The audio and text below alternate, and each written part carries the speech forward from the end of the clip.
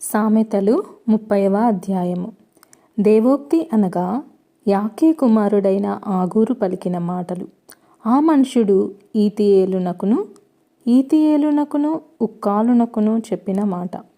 నిశ్చయముగా మనుషులలో నా వంటి పశుప్రాయుడు లేడు, నరులకున్న వివేచన నాకు లేదు.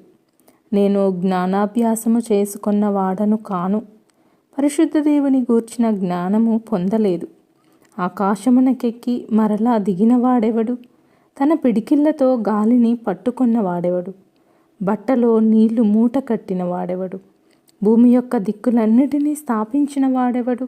ఆయన పేరేమో, ఆయన కుమారుని పేరేమో నీకు తెలిసి ఉన్నదా? దేవుని మాటలన్నీ పుటము పెట్టబడినవే. ఆయనను ఆశ్రయించు వారికి ఆయన కేడము. ఆయన మాటలతో ఏమీయూ చేర్చకుము. ఆయన నిన్ను గద్దించునేమో, అప్పుడు నీవు అబద్ధికుడవగుదువు. దేవా, నేను నీతో 2 మనవులు చేసుకొనుచున్నాను. నేను చనిపోకముందు వాటిని నాకు అనుగ్రహింపుము. వ్యర్థమైన వాటిని, అబద్ధములను నాకు దూరముగా నుంచుము. పేదరికమునైనను ఐశ్వర్యమునైనను నాకు దయచేయకుము.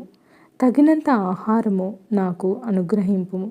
ఎక్కువైన ఎడల నేను కడుపు నిండిన వాడనై నిన్ను విసర్జించి యెహోవా ఎవడని అందునేమో.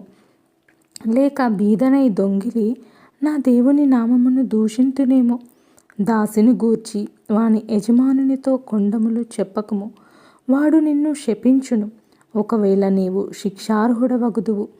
తమ తండ్రిని శపించుచు తల్లిని దీవించని తరము కలదు. తమ దృష్టికి తాము శుద్ధులై తమ మాలిన్యము నుండి కడుగబడని వారి తరము కలదు. కన్నులు నెత్తికి వచ్చిన వారి తరము కలదు. వారు కనురెప్పలు ఎంత పైకెత్తబడి ఉన్నవి. దేశంలో ఉండకుండా వారు దరిద్రులను మింగునట్లును, మనుషులలో ఉండకుండా బీదలను నశింపజేయునట్లును, ఖడ్గము వంటి పళ్ళును కత్తుల వంటి దవడ పళ్ళును గల వారి తరము కలదు. జలగకు ఇమ్ము ఇమ్ము అను కూతురులిద్దరూ కలరు. తృప్తిపడనివి 3 కలవు, చాలుని అని పలకనివి 4 కలవు. అవేవనగా పాతాళము, కనని గర్భము, నీరు చాలును అనని భూమి, చాలును అనని అగ్ని. తండ్రిని అపహసించి తల్లి మాట విననొల్లని వాని కన్ను లోయ కాకులు పీకును. పక్షిరాజు పిల్లలు దానిని తినును.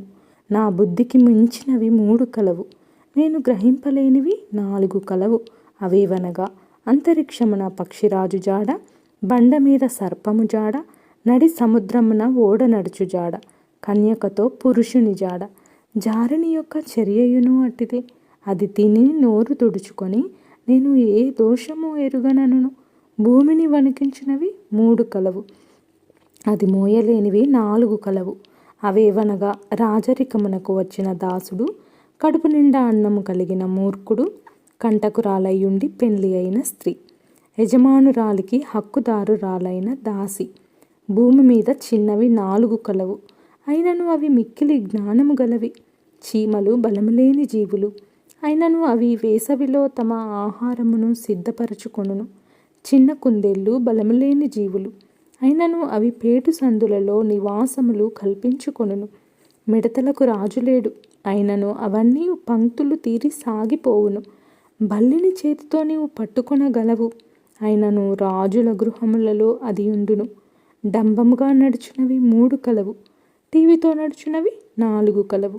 అవేవనగా ఎల్ల మృగములలో పరాక్రమము గలదై ఎవనికైనా భయపడి వెనుకకు తిరగని సింహము, షోనంగి కుక్క, మేకపోతు, తన సైన్యమునకు ముందు నడుచుచున్న రాజు. నీవు బుద్ధిహీనుడవై అతిశయపడి ఉండిన ఎడల, కీడు యోచించి ఉండిన ఎడల నీ చేతితో నోరు మూసుకొనుము. పాలు తరచగా వెన్న పుట్టును, ముక్కు పిండగా రక్తము వచ్చును, కోపము రేపగా కలహము పుట్టును. ఆమెన్.